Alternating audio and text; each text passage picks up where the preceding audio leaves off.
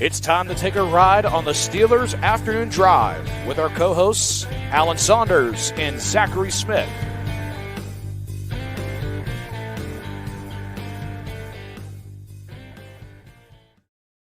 This is like a double dose, I guess, of Steelers Afternoon Drive. This is Steelers Postgame Show. This is Steelers Now. I'm Zachary Smith. That's Alan Saunders, live at Acrisure Stadium after the Steelers preseason opener versus the Houston Texans. Alan, how we doing? Doing good. I feel like you got a good looking spot up here on the crow's nest on the Yes. ramp. So hopefully this goes well and I don't get like thrown out or run over by a garbage truck or something like that. But speaking of getting run over by a garbage truck, the Pittsburgh Steelers played offense tonight. How's that for a segue? Smitty, you were at home. I was here, but This was a pretty ugly football game, wasn't it? It was. I certainly had some takeaways about both sides of the ball for sure. But Alan, first and foremost, I know that the questions are going to hit us with this probably immediately. We are live, so people are going to want to know immediately. But like for my own sanity and my own personal question, I asked you about this. Troy Fautanu's knee. I know we're not going to have much clarity on that, but that's a little bit of a concern for me as I sit here right now. I have absolutely no clarity. I was actually waiting for him in the locker room to speak. I noticed that his stuff was still there, and I hadn't seen him, and so I went over to a PR person and said, hey, it's getting late, like trying to figure out what's going on with 76, and then Justin Fields was going to talk, so I kind of abandoned that pursuit, and Steelers spokesperson came out and said, hey, Coach Tomlin just came out of the training room. He said that Troy Fautanu suffered a knee injury in the game, and he's being evaluated. That's all I have. I didn't see it happen. I didn't see, obviously, like the cart didn't come out or the blue tent didn't go up, sort of the classic signs of a major injury in game. So it doesn't seem like you would think it's something major, but, who knows? Yeah, that's why, because those things didn't happen, I really didn't have any idea that this injury happened. Josh mentioned about Broderick here. Broderick was getting cooked in pass pro. Been saying that since last year. What did you make of Broderick's night? Yeah, that Broderick was hot and cold. Like there were some nice blocks, but there were also like those misses to the inside. They're so glaring. When you get beat to the inside as a tackle, it generally blows the whole play up. I feel like that happened too often. He got a lot of reps. I will say that. Like it was, he was not getting the you're a starter. Come play. George Pickens played 3 series. He was in there. Maybe in the second half even, certainly through the end of the first half. So he got a lot of reps. I think that's an indication the coaching staff wasn't particularly satisfied with what they were seeing. But it's the preseason, and you hope to grow from it. I thought he's had a really good camp. So I was a little surprised that he didn't look that great. I thought Frazier looked really good in his reps, but it was against all second, third team guys, and this is not a very deep Houston defensive line. So, I think it comes with a pretty significant caveat. At least him and Kyle Allen got the quarterback center exchange right, which Nate Herbig and Justin Fields couldn't do. They screwed it up twice. Justin Fields said it was some kind of miscommunication. I don't know. Maybe they got the cadence wrong. It's hard for me to evaluate from afar. It looked like the first one was probably more on Fields and the second one probably more on Herbig. It's interesting. I have not seen Herbig had a bad snap, not one time through 13 training camp practices. They were all perfect. Mm-hmm. And then had 2 today. We talked about the Steelers' offensive line and the offense, kind of doing their you screwed up, you have to go run a lap. It's a good thing they didn't keep that in for preseason games. There's been a lot of guys running a lap in front of 50,000 today. I would have been that'd be hilarious. For those fans there, they're just sitting watching a game. All of a sudden, you see people taking laps around the stadium. That would have been great. Donald is already ready. The takes are already here. 4-13, bank it. Tomlin got an extension. And this happens. I love it. I love it.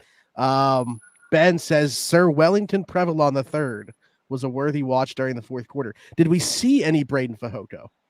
No, I didn't even physically lay eyes on Braden Fehoko. I was looking in pregame warmups. I brought the big binoculars because you have to take attendance here. They don't tell you who's not going to dress ahead of time, like in a regular season game where you get the scratches announced to you. So I got the big binoculars out and everything, and I didn't even see them. So that's probably not a great sign for the health of whatever that injury is. Looked like some kind of arm, shoulder, maybe bicep, pec, somewhere in this area for Fehoko at training camp the other day. Probably not good there. Keanu Benton left with an eye injury. I looked at him in the locker room, and he looked at me, and he's got some swelling, but I think he's going to be okay. The eye's still in there and everything, So I think that one was probably just, oh, yeah, the starters are done anyway, and get out of here, Keanu, and don't come back. Yeah, absolutely. Lewis says, why didn't Tomlin challenge the catch by Jefferson? I am fully invested in the idea that Allen laid it in Tomlin's mind beforehand. Do not challenge any plays. I believe that if the coach in the preseason game either calls timeout or challenges something, should be like a $5,000 fine. Like, you're still allowed to do it, but you got to have some conviction with it. They take the lap. Right. Or if they get a challenge wrong, absolutely. No, I mean, I don't know. I don't even know that they were. I honestly could not tell you if they were even attempting to evaluate a challenge or non-challenge tonight or not. I certainly thought Van Jefferson caught the ball. I'll tell you what, Van's got to do a better job of arguing his case. He was just smiling. Most wide receivers, when they do not catch the ball, argue far more vociferously than Van Jefferson when he did catch the ball. He's got to get out there and get in somebody's face about it. Yeah, he got up and he was like smiling at the other sideline, and I'm like, what are we doing here? Miguel said, do you think Broderick playing at right tackle on the second half has to do with Troy injuries? Because I was upset seeing him at right tackle and Dylan Cook, who played right tackle in college, playing on the left side. Well, Dylan Cook plays both tackles and is going to play both tackles. Broderick is going to play both tackles too. I don't think there's.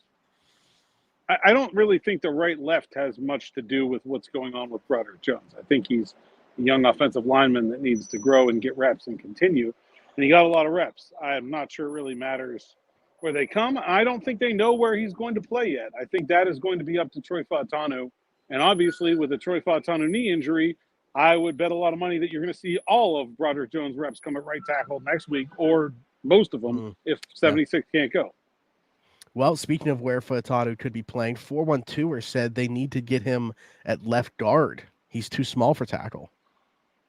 I don't agree with that. I think he's got 34.5-inch arms. That's plenty long enough for tackle. I thought Fautanu was fine when he was out there. I don't know why we're moving him unless he's hurt. I mean, I thought he was fine. This might as well be more continuation of the offensive line talk. Ashish said, thoughts on Darnell? I didn't really notice him. I guess that's mostly a good thing. I don't know. Did you see anything specific to Darnell? I didn't. There was actually a situation where like the second team was in the red zone. I think it was when Connor Hayward ended up scoring his touchdown, where I was hoping to see more Darnell Washington in those packages. I want to see him more in the red zone this year. Like in between the 20s, I expect him to be used primarily as a blocker. We've talked about this, not the most expansive route tree. I don't think he's going to be a guy that's a high volume receiver, but like in that portion of the field, I feel like that's where he could be a weapon. And I was hoping to see a little bit more of that tonight. He didn't do anything to me that like popped. No. Yeah. They didn't even get it in the red zone while he was in the game. He was out of it by then. Yeah. Ben has a question about the offensive line depth. Obviously, it was DB joining me on the afternoon drive. We talked about this a little bit today, but we didn't get your take. Obviously, with Marcus Golden retiring, how bad is our offensive line depth now that Golden retired? Kyron Johnson flashed in the fourth, but that would be against third team, so it has to be with a grain of salt. I thought Jeremiah Moon was pretty good. I thought he was stout against the run. I think he had 5 or 6 tackles. He had 5 tackles. They also had a really nice sack against Case Keenum, who's not like chopped liver back there. Like, yeah, I understand that's a third or fourth team quarterback, but that's a guy who's started a billion games in the NFL. Like he's certainly Moon had a hurry in addition to that. So I thought he was very good. I thought he looked good on special teams. He was on the kickoff coverage unit.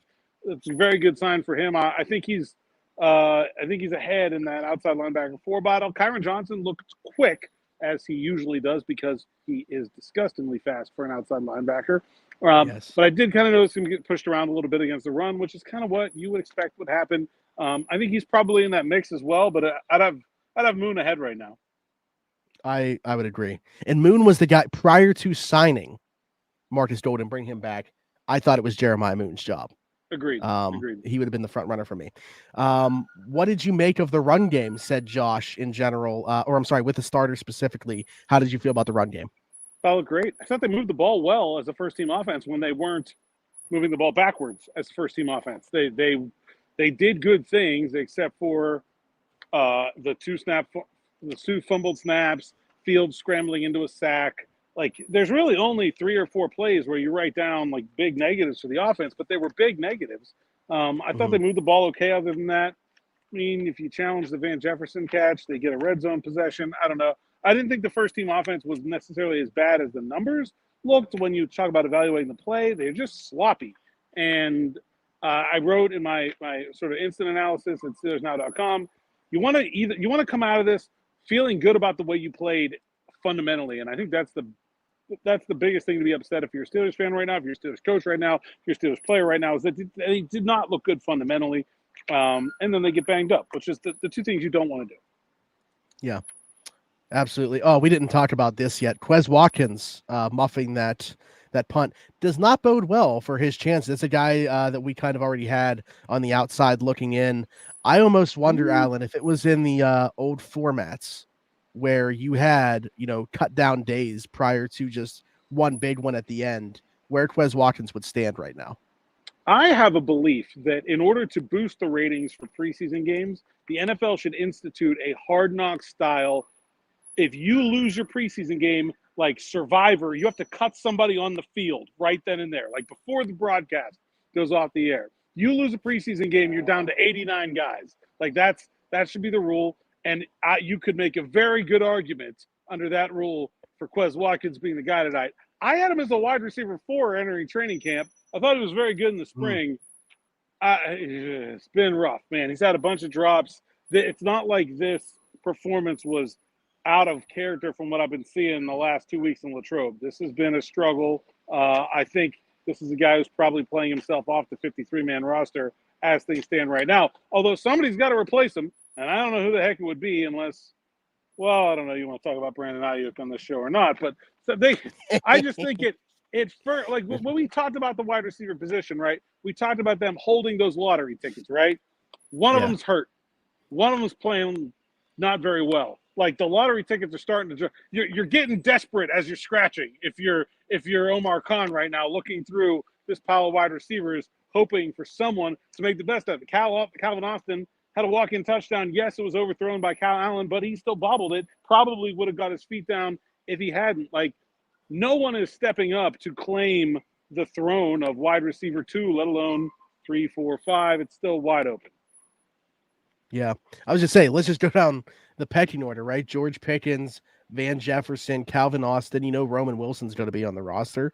But, like, Scotty Miller, I think, was probably the only guy. Scotty Miller is probably the only of those guys today who didn't do anything wrong, and so we'll move him up just for that reason. Yeah, absolutely. Actually, a really nice catch on that. It was a long crossing route from Allen in the fourth quarter. Yeah. Spice Creations with an interesting point here that this was Houston's second preseason game. Obviously, they played in the Hall of Fame game, so maybe they're just a little bit more, ready to go. Maybe the Steelers all of a sudden next week, schematically, fundamentally, everything will just look a lot better because they'll have gotten this one under their belt. Yeah, but the Texans starters didn't play in that first game, and it was the Steelers starters that were. Alan, I'm trying to. I'm sorry. I'm sorry. Ben said, should we be concerned about the lack of Cordero Patterson so far? Seems like he's supposed to have a larger role in this offense, special teams. I don't know that he's to have a large role on offense. I don't know. He came off the non-football injury list today. Took warm-ups. He didn't play, but he hasn't practiced yet. I mean, I was surprised that he was even out there. But even so, like if he went healthy through training camp, like if he came into this game and having not missed time, I don't know that he's a guy that I'm penciling in to have a big role within the offense regardless. No, not at all. He's a kickoff returner, man. That's pretty much it. And he's 32 years old. He does not need to be out here taking hits in the preseason, outside of the fact that they kind of do need to get a look at this kickoff return. But the starters the starting specialists generally have not played in the first preseason game. We didn't see Calvin Austin return punts. We didn't see Chris Boswell kick. And we didn't see Cordero Patterson and Jalen Warren return kickoffs. So, yeah, I mean, in fact, I'm much more eager to evaluate guys like Jonathan Ward, Michael Pirine, Dejan Edwards, Aaron Shanklin, who I thought all played very well tonight. In terms of one of those guys has a practice squad job and the other three probably don't. To me, that's much more important use of preseason time than getting Cordell Patterson beat up when he's already beat up. Yeah, absolutely. Tyler says, couple DL guys. Monty Adams had a great game, sack, pass deflection, thought he looked good. Who was fighting for a roster spot, and DeMarvin Leal also had himself a good night. Marv and Mont, those guys have been great all camp. They were continued to be great. Man, when I take notes during a game, I just put like a little plus column and a little minus column, like just so I have like some things that I can remember from after the game. And this game, every time I started somebody in the plus, they would like screw something up later, and I'd have to cross them off. I think Marv and Mont were the only two guys left over there by the end of the game. There's sort of unambiguously pluses. They got all positive reviews. They didn't do anything wrong. They did their job well. Mont had a sack and a pressure and a pass deflected, 2 or 3 tackles. Mont was very good as well. I think those guys have been really, really good. And I think Isaiah Loudermilk wasn't as loud as those two guys in terms of like the splash plays, but I thought he held up well against the run. I thought it was a pretty solid day for him as well.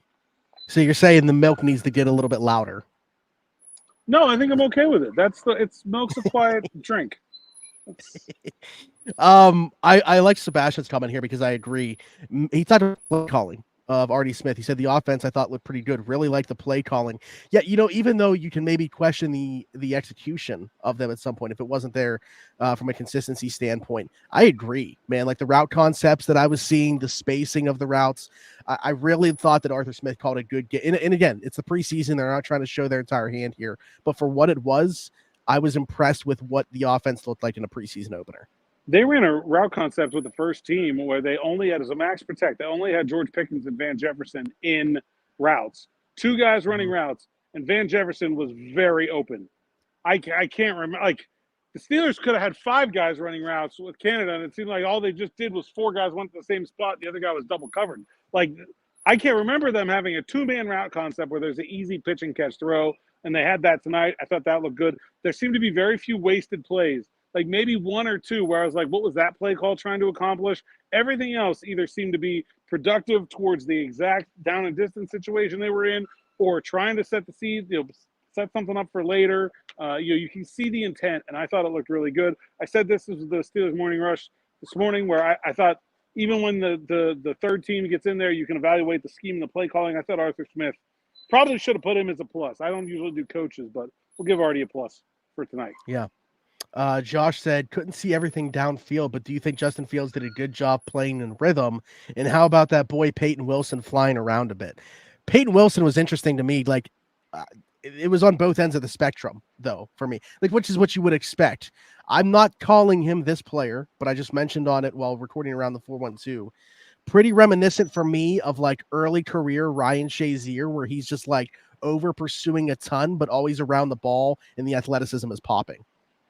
I'll go like further back and say I'm not saying it's the same player, but do you remember like young Troy Polamalu would just be like everywhere, flying around, but like also like screwing 6 things up and like not in the right place sometimes, and like just like chaos for good and for bad. I think that's what we got from Peyton Wilson today. I talked to him briefly after the game, and he was like pretty adamant. It was like, I don't care about the highlights. I'm angry about the mistakes. I want to clean them up.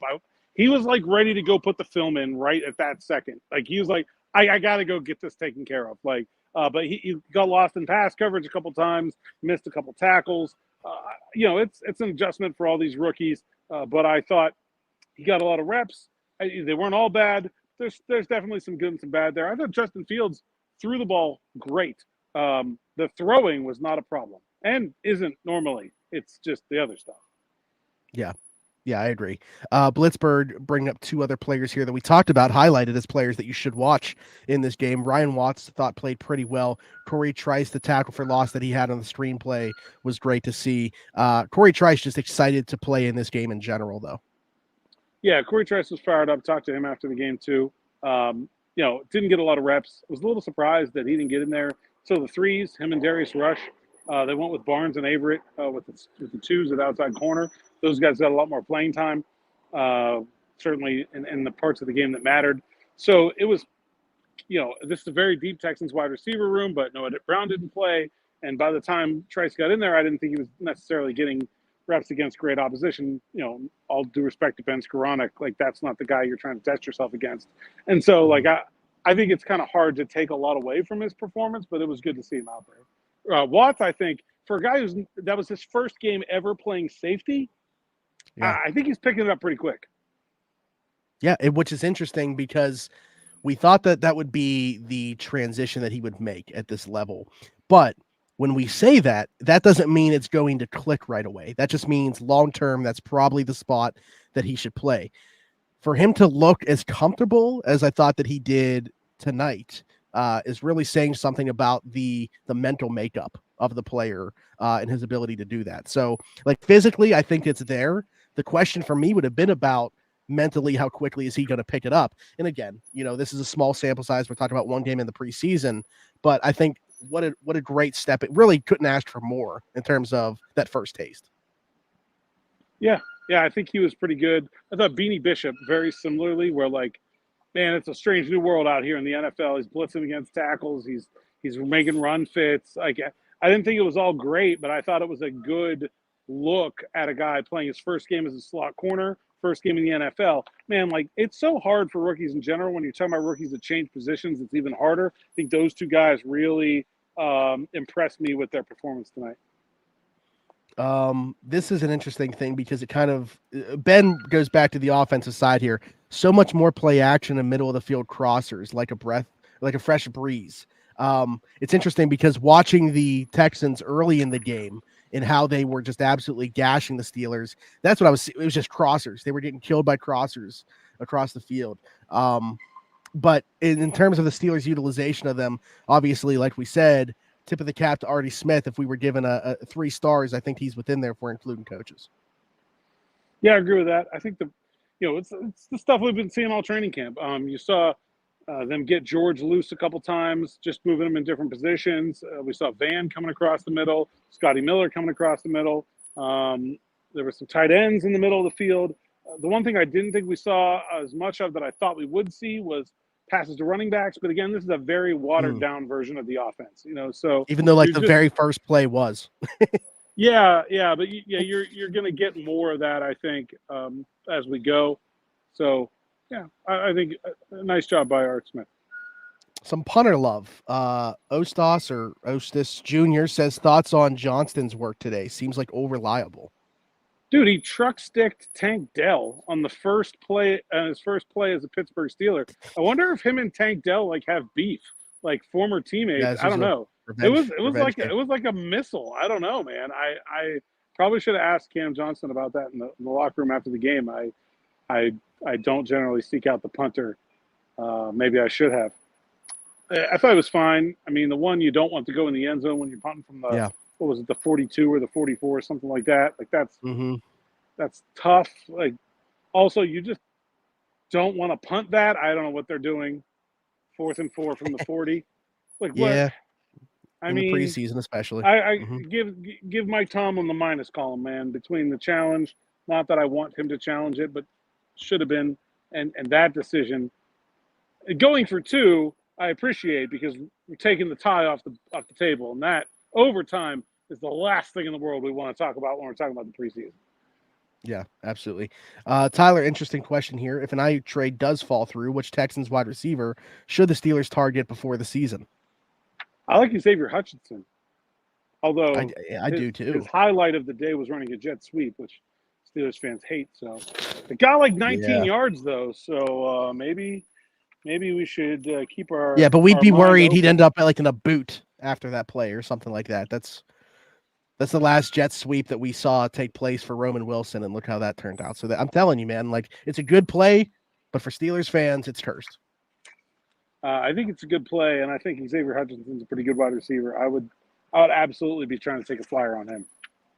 Do you think, and again, going against lesser competition, but I'll be honest, like watching Robert Woods tonight, I thought that he had a little bit more juice because I don't think that's like people were making it seem like that's a 1-for-1 comparison, or it would be with Allen Robinson last year.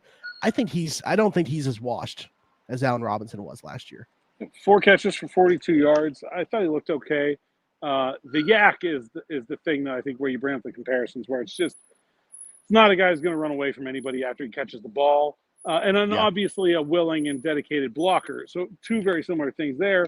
I think the thing about Woods is I think he's got a little bit more juice coming in and out of his cuts. He seems to be able to get open a little bit more easily. This is the Steelers wide receiver room that I think is going to struggle to separate outside of 14 and when they send guys deep. And so I don't know how much he helps in that regard. He certainly would help in blocking. And we can talk about the news earlier, too. Juju Smith-Schuster released by the New England Patriots right before the game. And I think, again, this is a guy who's not going to help you separate. He will make comeback catches and block. I'm not sure that those guys are fixing the big problem here. Yeah, Noah Brown is the guy by pipe dream within that Texans wide receiver room. But, yeah, I don't know. You're probably looking at somebody further down the depth chart. I like the Xavier Hutchinson shout for sure. Tyler's pretty good at this asking questions thing. Maybe he should host a podcast himself. Andrew said, any reason we didn't get to see Plumlee at quarterback at all in this game? Yeah, they're just splitting up the reps. He'll play probably the third game, I would assume. I'm with Andrew. I'm upset about this because I was like, I want to see this guy return a kick and throw a pass in the same preseason game in the opener here. Will it happen next week? Yeah, I think they want to avoid that. I think they were trying to get him ready to return kicks and probably didn't have him work at quarterback as much because of that. But we'll see. I'd like to see him in there. It'll be entertaining. I'll just say that. I'm not sure it'll be good, but I'm sure it'll be. He just runs around a lot. Like, it's exciting football. It'll be very similar to like what you saw from Joe Milton if you watched the Patriots last night. He doesn't have as big of an arm as Milton, but it's a lot of the same kind of backyard football looking stuff. Joe Milton's literal arm is the size of John Rice Plumlee. That's the thing. Joe Milton is a tight end, but that's another conversation. Blitzbird said, do you think the snap exchange issue could swing the center position battle? Sure. Yeah, if it keeps up. I mean, 1, 2 aren't gonna, but yeah, absolutely. I will say that Frazier's had about 6 of those through training camp, and Herbig has had none. So right now, I think it's probably helping Herbig more than it's hurting him. But certainly, if it continues to go the wrong way, absolutely. Yeah, I mean that's a good point to bring up, is just because like the general fan, has not seen that take place. The team has, so that's certainly gone into their evaluation process. And there are things that you don't really like give equal weight to when it comes to what happens on the field of training camp and what happens here. But things like mental mistakes and pre-snap errors are absolutely something you can give equal weight to. It's not any harder or easier to line up right, have the cadence down right, not be offsides here than it is in St. Vincent. It's all the same. Other stuff you're going to evaluate, a running back being tackled is these guys are trying a little bit harder than your teammates are at Latrobe, but that kind of stuff, the pre-snap stuff, it's basically the same. Yeah. Alan, do you have any other takeaways that you came out of this game with, whether it be specific player, group, observation in general? I thought their special teams were miserable. And their punt coverage was bad. Their punt returns were worse, and they were penalized on the kickoff return. A long way for that unit to go. I got a text from someone said, like, Danny Smith's getting a ton of TV time. I was like, it's not good TV time. This is a unit that needs some work. The chewing gum was feeling the wrath tonight, I fear, and I think that's not what you want. Again, like I said, you want clean, and it didn't get clean. Special teams were the worst of it. But the offense was fine other than that. Kyle Allen, up and down. Too many turnovers has been the big problem with him for the last couple of weeks at camp. Comes up again as he forces one in there late, although it was the last play of the game, so it didn't really matter. Yeah. I don't know that I have any other takeaways. Brandon Hill, Pitt alum, from Wekiva, Florida, with the huge day, fumble recovery and an interception. He must like it here. I actually have a question now because this just popped up in the YouTube comments. Magna Rad said, "Fire Arthur Smith."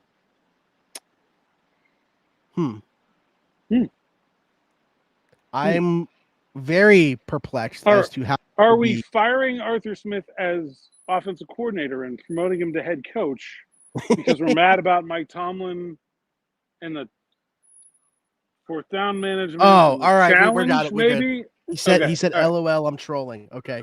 We're good. We're good. Thanks for playing it up for. Listen, here's the problem. If I would have read that on Twitter, I probably would have been able to pick up that was sarcasm, especially in the moment.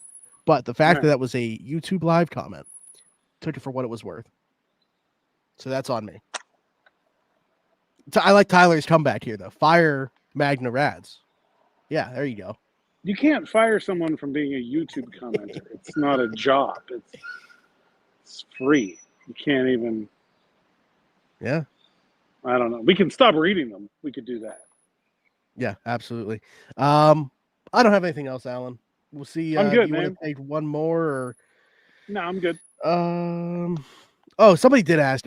I think it was put out there. Hopefully Sunday. Like, any idea when we could get some clarity in terms of Sunday after practice. There you go. 2:55 late practice Sunday. So you will have to wait until Sunday evening. Man. All right. Not exactly 48 hours, but yeah, Schefter will have it by tomorrow mid-morning. Just keep scrolling Twitter. Not going to get anything official until Sunday night. We'll get that. Here's my prediction. We'll get that information before we get any resolution on Brandon Ayuk. I'll agree with that. There we go. Alan, until next time, tell the people they can find you. @Saunders_PGH on X, Instagram, TikTok, PGH Steelers Now Sites account. Please go there. We'll have all kinds of content from this game. Read the word so I can get paid. SteelersNow.com. And that's it. Be sure to like, subscribe, hit that notification bell here on the YouTube. If you were watching this back, please leave us a comment. Let you know what you thought of this format. Any thoughts, questions for a future episode of Afternoon Drive or whatever content. We do so much content on this channel. Who knows when we'll talk about a question that you have to ask, whether it's morning rush, sights and sounds, post-practice, afternoon drive, one of these post-game shows. This was a lot of fun, by the way. Really enjoyed this. I don't even know what we're calling this, Alan. Do we got a name for this yet? I got the afternoon drive logo above you, and this isn't even afternoon drive, but I just figured I'd put it there. I'm stationary, and it's evening. Still stationary evening. The Steelers post-game show. That's what Steelers Now post-game show. That's what we'll call it for now. But hey, listen, you find me everywhere, Zachary Smith PGH, and guess what? In about 5 seconds, you're still going to hear the outro music for Afternoon Drive, just because I want to hear it. We'll see you next time. Bye-bye.